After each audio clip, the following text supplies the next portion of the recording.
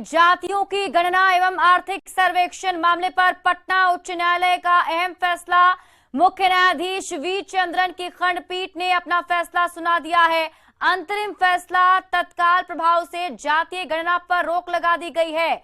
इस वक्त की बड़ी खबर आपको बता दें, अगली सुनवाई इस मामले पर 3 जुलाई को होगी, लेकिन अब जो बड़ी खबर है उसके मुताबिक उच्च न्यायालय ने जातीय गणना पर तत्काल रोक लगा दी है और इसकी अगली सुनवाई अब 3 जुलाई को होगी। आपको बता दें, जातीय जनगणना को लेकर अब तक जो डेटा कलेक्ट हुआ है उसको संरक्षित रखने को कहा गया है।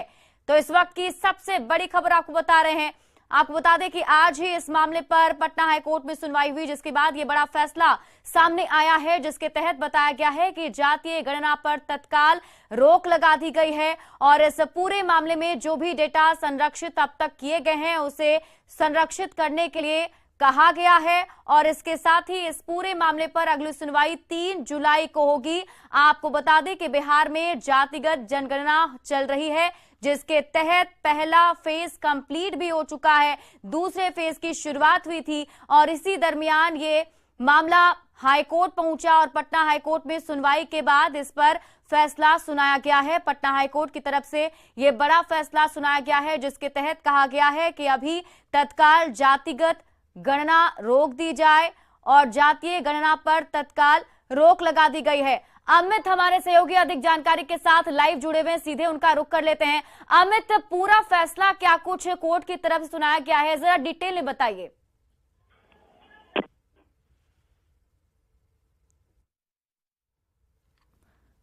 अमित, आप तक आवाज मिल पा रही है? आवाज आ रही है, सवाल दोहरा। अमित, आप मुझे सुन पा रहे हैं? वो जो खड़े हैं वहां पे तोड़ रहे हैं, उनको बताओ। अमित, जिस तरीके से आज ये बड़ा फैसला आया, सबकी नजर इस फैसले पर टिकी हुई थी और रोक लगा दी गई है, इसके साथ ही कोर्ट ने और क्या कुछ कहा है?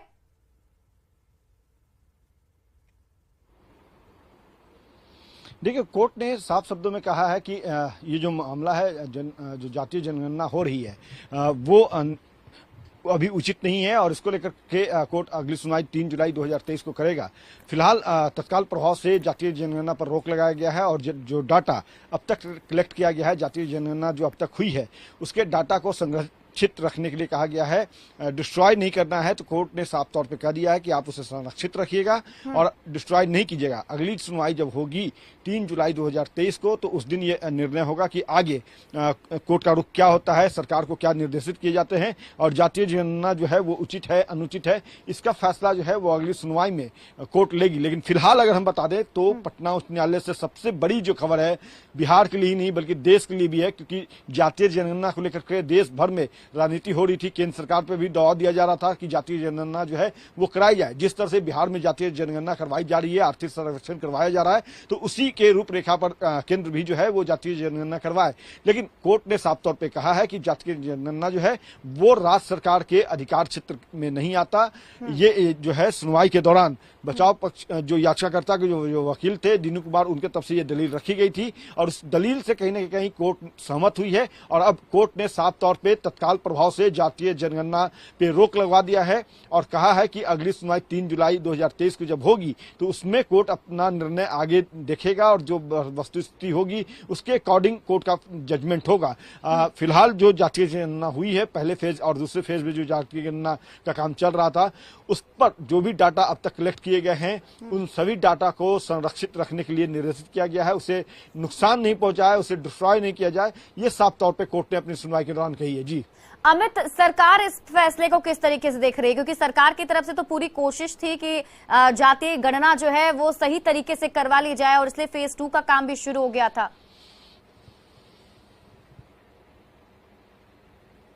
लेकिन निश्चित तौर पे आज भी जब मुख्यमंत्री से इसको लेकर के सवाल किया गया कि जातीय जनगणना पर फैसला आना है, तो मुख्यमंत्री ने मीडिया कर्मियों से बात करते हुए कहा, साफ तौर पे उनकी तलखी जो है वो नजर आ रही थी। मुख्यमंत्री साफ तौर पे कह रहे थे कि ये कोई हमारा व्यक्तिगत फैसला नहीं था, सर्वदलीय बैठक हुई थी, सभी जो पार्टी के जो लोग हैं उन्होंने जातीय जनगणना का समर्थन किया था। यहाँ तक कि जो भाजपा आज बीजेपी के जो लोग जो हैं वो गाल बजा रहे हैं वो भी समर्थन किए थे और उनके तरफ से ये कहा गया था कि केंद्र सरकार सहमत नहीं है, केंद्र सरकार ने अपनी असहमति जताई थी कि वो जातीय जनगणना करवाने के पक्षधर नहीं है।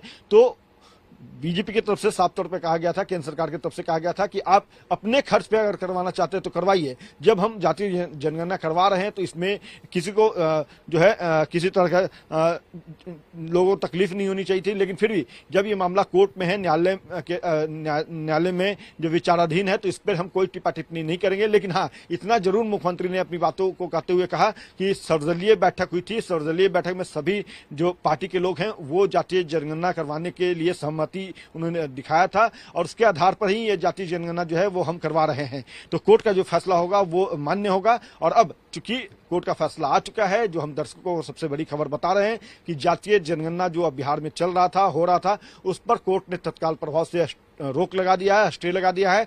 और जो अब तक जातीय जनगणना हुई है उसके जो डाटा है उसे सुरक्षित रखने का निर्देश दिया है, आदेश दिया है। अब देखना होगा कि सरकार, चूंकि इस मामले में अगली सुनवाई 3 जुलाई 2023 को होगी, तो इस दौरान जब सरकार जो है वो अपने आप को किस तरह से मजबूत करती है, क्या पक्ष लेकर के अगली सुनवाई की तिथि जब होगी 3 जुलाई, उस दौरान जो सरकार पक्ष के जो वकील हैं, चाहे वो महाधिवक्ता हैं पीके शाही या दूसरे जो वकील हैं, वो क्या तर्क लेकर के कोर्ट के सामने आते हैं और अपनी जो जातीय जनगणना सरकार की तरफ से करवाई जा रही है उसे वो कैसे जस्टिफाई करते हैं, ये देखना बेहद अहम होगा। चूंकि इस मामले में सभी की नजर टिकी हुई थी कि जातीय जनगणना को लेकर के जो कोर्ट में याचिका दायर की गई है उसमें क्या आता है कोर्ट का फैसला। तो कोर्ट का फैसला आ गया है। दर्शकों को हम बता रहे हैं कि जातीय जनगणना जो हो रही थी बिहार में उस पर कोर्ट ने रोक लगा दी है और अब कोर्ट ने साफ तौर पे कहा है कि जो जातीय जनगणना अब तक हुआ है उसके डाटा को आप संरक्षित रखिए, उसे नुकसान नहीं पहुंचाना है। जी अमित, जैसा कि आप भी जिक्र कर रहे हैं कि इस पूरे मामले पर सबकी नजर टिकी हुई थी, तो अगर आप इस फैसले के आने के बाद क्या लगता है किस तरीके की राजनीतिक सरगर्मी जो है वो बिहार में बढ़ सकती है, क्योंकि इस फैसले पर खासतौर पर सत्ता पक्ष और बीजेपी बिल्कुल आमने सामने था। लेकिन निश्चित तौर पे सत्ता पक्ष और विपक्ष दोनों ही आमने सामने हैं। बीजेपी को कहीं न कहीं एक हथियार मिला है और हालांकि ये हथियार कितना धारदार होगा वो तो आगे जब कोर्ट का जो सुनवाई होगी, अगली जो तारीख मुकर्रर कोर्ट ने की है 3 जुलाई 2023 को, उस दौरान देखने को मिलेगा। लेकिन फिलहाल कह सकते हैं कि एक हथियार जरूर मिल गया है विपक्षी पार्टी जो बीजेपी है उसे, और वो हमलावर पहले से रही है। जातीय जनगणना जिस तरह से कराया जा रहा था, नॉर्म्स के खिलाफ बताया जा रहा था और कहीं न कहीं विपक्ष जो है अब हमलावर होगी सरकार के ऊपर। सरकार जो है बैकफुट पर यहाँ पे नजर आएगी। हालांकि सरकार के पास अभी भी वक्त है अपने पक्ष को रखने के लिए। सरकार के पास जब वो पक्ष रखेंगे तो उसके बाद सरकार के पक्ष से कोर्ट कितना सहमत होता है वो अगली सुनवाई के दौरान देखना दिलचस्प होगा। लेकिन सबसे बड़ी बात है कि सरकार जो है, आज जो कोर्ट का फैसला हुआ है, जिस तरह से स्टे लगाया है कोर्ट ने, सरकार बैकफुट पे आई है और विपक्ष जो है वो मजबूत हुआ है यहाँ पे। जी अमित, जब ये सुनवाई चल रही थी और जिस दरमियान ये अपने अपने पक्ष रखे जा रहे थे, उसको अगर ध्यान से देखा जाए तो कहां पर कमी रह गई और कहां पर ऐसी बात सामने आई कि इस पर रोक लगाई जा सकती है? आपको कुछ ऐसा पता चल पाया?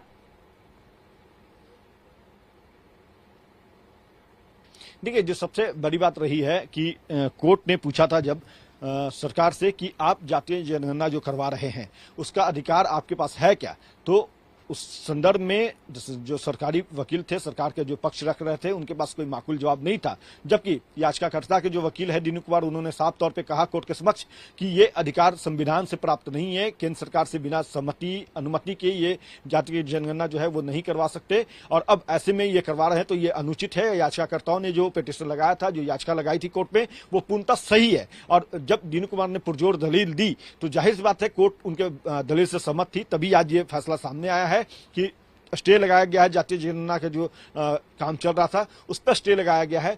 फिलहाल रोक है, आगे क्या होता है यह देखना बेहद अहम होगा।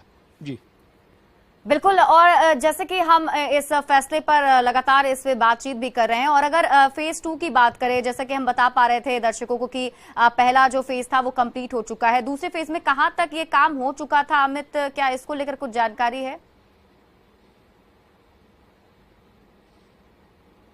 देखिए, निश्चित तौर पे दूसरे फेज का काम भी जो है वो जल्द पूरी होने वाली थी। On going caste census proceeding है, उसको रोक लगाया जाइए और जो कलेक्शन डाटा किए हैं उसको प्रोटेक्ट कीजिए। और हम लोग को जो कहना था कि जो पैसा मिसयूज हो रहा है कंडीशन स्पेंड का, और जो आपने पॉलिसी डिसीजन लिया है वो बिल्कुल ही असंवैधानिक है। तो मुझे लगता है कि ऑनरेबल हाईकोर्ट ने इस बात को समझ के ही हम लोग को एंट्री दे दिए हैं। आप लोगों ने 17 पॉइंट पर जो बात किया था उस पर क्या कहा हाईकोर्ट ने? हाईकोर्ट ने वही ना स्टे आदेश पारित किए। अब जो सुनवाई होगी, अगली सुनवाई का जो तारीख है उस पर क्या मुद्दा आएगा सामने? मुद्दा यही होगा, पूरे ढंग से सुनवाई होगी कि बिहार सरकार ने जो पॉलिसी डिसीजन लिया था वो सही है या गलत है। हम लोग का मुद्दा था कि भारत के संविधान कि यूनियन लिस्ट 1 में 69 पर एंट्री पर जो सेंसस है और कहीं भी कास्ट बेस्ड सर्वे वगैरह का संविधान में वर्णन नहीं है। बिहार सरकार कोई भी स्टैट्यूट नहीं बनाई है, रूल रेगुलेशन, जिसमें कास्ट बेस्ड सर्वे की बात हो, और एक पॉलिसी डिसीजन लेकर के इस तरह से कर रहे हैं वो असंवैधानिक है। यही हम लोग का मूल बहस था। चलिए, तो ये तो अभी आप एडवोकेट को सुन रहे थे। दीनू कुमार जो याचिका करता है उनकी तरफ से ये बताया गया है कि सरकार की तरफ से जो जातीय गणना कराई जा रही है ये यहाँ पर सही नहीं है। और आज जब कोर्ट में इस मुद्दे पर बातचीत हुई तो उन्होंने अपना पक्ष रखा।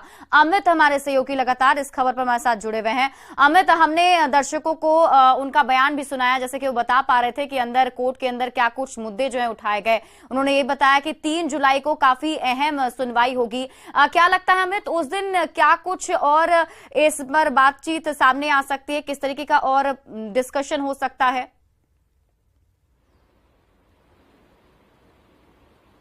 देखिए, फिलहाल कोर्ट के कार्रवाई के ऊपर टिप्पा टिप्पणी करना अनुचित होता है और कोर्ट जो है, न्यायाधीश जो है वो फिर से दोनों पक्ष को शायद वो सुनना चाहते होंगे, क्योंकि दोनों पक्ष की जो दलील है वो अपने अपने तरीके से रखी गई थी और वक्त नहीं मांगा गया, ना तो सरकार पक्ष से ना ही ये याचिकाकर्ता जो है उनके तरफ से। हाँ, कोर्ट जो है जजमेंट अपना सुरक्षित रखा, जिस जजमेंट को आज सुनाया, साथ ही साथ नई तारीख भी मुकर्रर की है। अगली तारीख जो है वो 3 जुलाई 2023 है। तो जाहिर सी बात है कि उस दिन कोर्ट क्या कुछ कहता है या कोर्ट क्या कुछ नया बदलाव करता है अपने फैसले में, एड ऑन क्या करता है, ये बेहद अहम होगा। और वो दिन जो है वो जातीय जनगणना को लेकर के बेहद खास होगा, क्योंकि कोर्ट ने फिलहाल स्टे लगाया है, रोक लगाया है, न कि सीधे तौर पे उन्होंने कहा कि जातीय जनगणना जो है वो नहीं किया जा सकता, ये अनुचित है और हम इस पर इसे करने से प्रतिबंधित करते हैं। तो ऐसा नहीं है, कोर्ट ने कहा है कि फिलहाल स्टे है। जो डाटा कलेक्ट किया है सरकार ने वो डाटा भी संरक्षित रखना है, उसे डिस्ट्रॉय नहीं करना है। अगली तारीख जो है उस दिन हम अपने फैसले जो है एक बार फिर से सुनाएंगे, तमाम जो चीजें हैं वो उसको एक बार फिर से वो रिव्यू करेंगे। तो जाहिर सी बात है कि 3 जुलाई जो है वो बेहद अहम दिन होगा। जो याचिकाकर्ता के वकील थे बिल्कुल सही उन्होंने कहा है, दीनू कुमार ने, कि 3 जुलाई जो है बेहद अहम दिन होगा। उस दिन कोर्ट का क्या निर्णय होता है, कोर्ट का क्या कहती है, ये जानना सबसे बेहद अहम होगा। बिल्कुल अमित, देखिए ये लीगल मामला है और इसमें जो एडवोकेट हैं, वकील हैं, वो इस पे और बेहतर समझा पाएंगे इसके जानकार। चलिए, मैं आपसे जुड़ूंगी अमित, लेकिन इसी बीच दर्शकों को सुना दें मुख्यमंत्री नीतीश कुमार ने इस पूरे फैसले पर क्या कहा है, सुन लीजिए जरा। तो बजरंग दल पर बैन पर बोले हैं सीएम नीतीश कुमार, विपक्षी दलों की बैठक में विचार होगा। तो इस वक्त एक और बड़ी खबर आपको बता दें, मुख्यमंत्री नीतीश कुमार ने बजरंग दल पर बैन पर उन्होंने अपना बयान दिया है, जिसमें उन्होंने कहा है कि विपक्षी दलों की बैठक होगी और फिर विचार किया जाएगा। आप जानते जो गिनती होता है देश की आबादी का सब कुछ का, तो उसमें क्या पहले से माइनॉरिटी कम्युनिटी की ना, तो उनका होता है पूरा गिनती, और उनकी अलग अलग जो जातियां हैं उसकी भी गिनती हो जाती है। और आप जानते हैं जो पहले से होता है शेड्यूल कास्ट और शेड्यूल ट्राइब, दोनों की गिनती हो जाती है। तो इतने की गिनती होती है तो हम लोग कह रहे थे बाकी सबकी गिनती हो जाए। ये आर्थिक स्थिति को सुधार के लिए भी राज्य सरकार पहल करेगी और ज्यादा जो हम लोग कर रहे हैं, तो सबके हित में हो रहा है। और आप देख लीजिए, पूरे बिहार में घूम लीजिए, आपको इनका तुमका कोई आदमी इधर उधर जो बोलते इस तरह की बात करता है, सब लोग कोई नहीं विरोध कर रहा, सब लोग ठीक से काम कर रहा है। तो मुख्यमंत्री को सुन रहे थे आप, जिन्होंने कहा कि जातीय गणना पर किसी ने भी पहले विरोध नहीं जताया था, सबके साथ मिलकर ये फैसला लिया गया था और तभी जातीय गणना कराई जा रही थी। इससे काफी फायदा गरीब लोगों को मिलेगा। जिस तरीके से उन्होंने अपने बयान को एक बार फिर से सबके सामने रखा है, आपको बता दें और इसी बीच आपको सुनाते हैं याचिकाकर्ता के वकील ने क्या कहा है, वो सुनिए।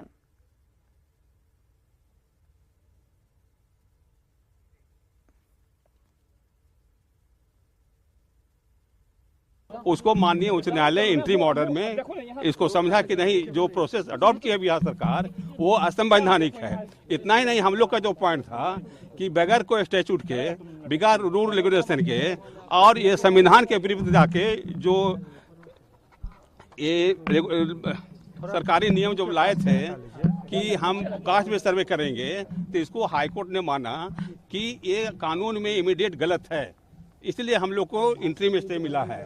अच्छा जी, एक सवाल ये है कि आपने जो कहा था कि 500 करोड़ का जो इस्तेमाल किया गया है सरकार की तरफ से, वो मिसयूज है पब्लिक मनी। वो हम लोग का ही कहना था कि आप बिहार सरकार जानते थे कि जो कंटिजेंसी फंड का जो पैसा है वो आपको जनरल खर्च नहीं कर सकते हैं, ये अनफोर्सिन एक्सपेंडिचर नहीं है। इसलिए जो पॉलिसी सरकार का था कि कास्ट बेस्ड सर्वे में हम 500 करोड़ रुपए खर्चा करेंगे, वो गरीबों का पैसा का एक तरह से मिसयूज होता। इसलिए इस बात को हाईकोर्ट मेरे समझ से उचित समझा कि ये निर्णय जो है आपका, जो पॉलिसी लिए हैं, उस संविधान के विपरीत, स्टैट्यूट के विपरीत, सेंसस एक्ट 1948 के विपरीत है। इसलिए हम लोग को लगता है कि इंट्रीम स्टे मिला है। अगली फाइनल सुनवाई कब होगी? 3/7/22 को सुनवाई होगी। तो याचिकाकर्ता के वकील को सुन रहे थे आप, जिन्होंने बताया कि आज कोर्ट में क्या कुछ उनके तरफ से पक्ष रखा गया है, जिसमें उन्होंने बताया है कि जो पैसे खर्च हो रहे हैं जातीय गणना में वो भी मिसयूज हो रहा है। पटना संवाददाता अमित कुमार हमारे साथ लाइव लगातार जुड़े हुए हैं। अमित, देखिए एक एक पॉइंट जो उनकी तरफ से कहा जा रहा है। सबसे पहला पॉइंट उन्होंने जो रखा वो यही कहा है कि जो ये गणना कराई जा रही है वो असंवैधानिक है और इसे कोर्ट ने माना है, इसी बात से इस पर रोक लगाई गई। दूसरी बात वो ये भी कह रहे हैं कि करीब 500 करोड़ रुपए इस पे खर्च हो रहे हैं, जिसमें ये मिसयूज हो रहा है।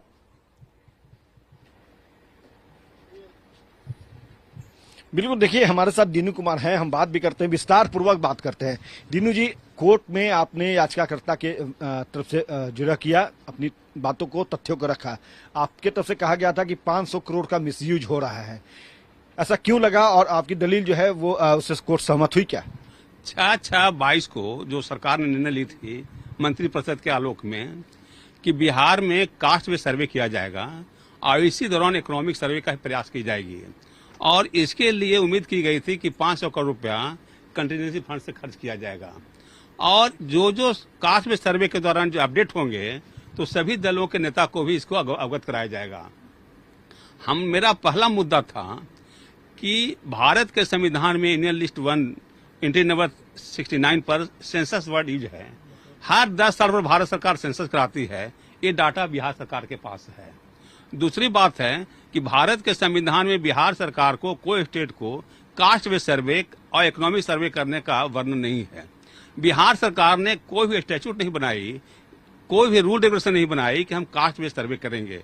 तो और इसके लिए 500 करोड़ खर्च कर रहे हैं, वो भी कंटीजेंसी फंड से। जानते हैं कि कंटीजेंसी फंड जो है वो खर्च तभी किया जा सकता है जब अनफोर्सिन एक्सपेंडिचर हो। कास्ट बेस्ड सर्वे जो कर रहे हैं कोई अनफोर्सिन एक्सपेंडिचर नहीं है, आपने इसको एनुअल बजट में नहीं लाया। यानी जो ट्रस्टी का ड्यूटी होता है कि हमको जो पब्लिक बहुमत दी है, पावर दी है, उसको मिसयूज नहीं करें और जो पैसा है उसको प्रोटेक्ट करें। एक तरह से आपने इल विल होकर यह निर्णय लिया कि हम इस पैसे को कंटीजेंसी फंड से खर्च करेंगे। इसलिए ऑनरेबल हाईकोर्ट ने हम लोग रिक्वेस्ट किया कि ये पॉलिसी डिसीजन भारत के संविधान के विपरीत है, इसको क्वेश किया जाए और आगे कार्रवाई रोक लगाई जाए। यहाँ तक नहीं, 6/6/22 के बाद इन्होंने जो निर्णय लिया 1/3/2023 को कि 17 क्वेरी किया कि जिसमें जाति, धर्म और क्या पैसा है, उतना ही नहीं, जो इन्फॉर्मेशन 17 का दिया जाएगा उसको डिक्लेरेशन देंगे हेड ऑफ द गार्जियन और इसको हम पब्लिश करेंगे। जो माननीय सुप्रीम कोर्ट ने पुट्टास्वामी केस में निर्णय लिया है, जो आधार कार्ड चाहता है कि राइट टू प्राइवेसी है, किसी की जाति पूछना, किसी का धर्म पूछना, किसी क्या आर्थिकी पूछना, उसका प्राइवेसी आप नहीं कर सकते हैं। जब ये जजमेंट जान रहे हैं और तब बिहार सरकार इस तरह का निर्णय ली है, तो एक तरह से माननीय सुप्रीम कोर्ट के निर्णय के विपरीत आपने किया। इन सारी बातों को देखते हुए ऑनरेबल हाईकोर्ट ने ऑन गोइंग जो कास्ट बेस्ड सर्वे प्रोसीडिंग था उस पर रोक लगा दी, ये कहते हुए कि आप जो भी कलेक्शन डाटा किए हैं वो प्रिजर्व कीजिए, कहीं से लीक नहीं होना चाहिए। और इसकी सुनवाई 3 जुलाई 2023 को होगी। तो क्या अगर सरकार जो है, बिहार सरकार कानून में संशोधन करती है, कैबिनेट से पारित करवा लेती है, तो ये अधिकार उन्हें प्राप्त हो जाएगा? देखिए कि अन्य सरकार, जैसे बताता हूं मैं, कर्नाटका गवर्नमेंट, उड़ीसा गवर्नमेंट, वहां बैकवर्ड कमीशन एक्ट 1993 के तहत सेक्शन 9 में उन्होंने अमेंडमेंट किया कि सोशल बैकवर्ड क्लासेस का हम वहां कास्ट बेस्ड सर्वे करेंगे और उसका इकोनॉमिक सर्वे करेंगे। तो वहां एक्ट में अमेंडमेंट किया। आपके यहाँ भी बैकवर्ड कमीशन एक्ट 1993 है, आपने अमेंडमेंट नहीं किया उसमें। तो इस तरह जो आप केवल एक पॉलिसी से निर्णय लिए, वह Bihar census act 1948 and the collection of statistics act 2008 के विपरीत है, माने स्टैट्यूट के विपरीत एवं संविधान के विपरीत है। इन सारी बातों को देखते हुए, उतना ही नहीं, आपने जो रिजोल्यूशन लिया या पॉलिसी बनाया 6/6/22 को, उसमें नहीं बताया कि हम जो कास्ट में सर्वे कर रहे हैं इसका क्या पर्पस है, क्या ऑब्जेक्ट है, किस लिए कर रहे हैं। जो आप 500 करोड़ गरीब जनता जो खर्च करेंगे, तो जनता के जानने का अधिकार है कि 500 करोड़ रुपया किस चीज में खर्च की जा रही है और इससे हमको क्या फायदा होगा। इन सारी बातों को देखते हुए जो निर्णय 6/6/22 को हुआ था, उस पर हाईकोर्ट ने रोक लगा दी। लेकिन जो सरकार के पक्ष की तरफ से जो पक्ष रख रहे थे, उन्होंने तो कहा, वकील ने कहा था कि ये जनहित का काम है। बात जनहित का काम है तो उसके लिए प्रोसीजर है, रूल ऑफ लॉ है। ऐसे जनहित में गरीब को पैसा बांटना है, बाढ़ में डूब गए, तो उसका एक प्रोसीजर है, रूल बनाते हैं, इंस्ट्रक्शन बनाते हैं। ये ऐसा नहीं कि गए खजाना से पैसा निकाल गरीब को दे दिए। आपको रूल ऑफ लॉ में प्रोसीजर को फॉलो करना पड़ेगा, एक्ट, रूल, रेगुलेशन को फॉलो करना पड़ेगा। इसमें भारत के संविधान को भी उल्लंघन किया गया, स्टैट्यूट जो बताए उसका उल्लंघन किया। ये बिल्कुल इल पावर, आर्बिट्ररी एक्शन सरकार का था, मॉडिफाइड इंटेंशन था। तो क्या ये तत्काल रोक है या रोक है दीनू जी? अभी रोक लगा दी गई आगे की प्रोसीडिंग। अभी 3/7/23 को जब सुनवाई होगी, तब उसके बाद फाइनल निर्णय होगा। जब तक हाईकोर्ट का फाइनल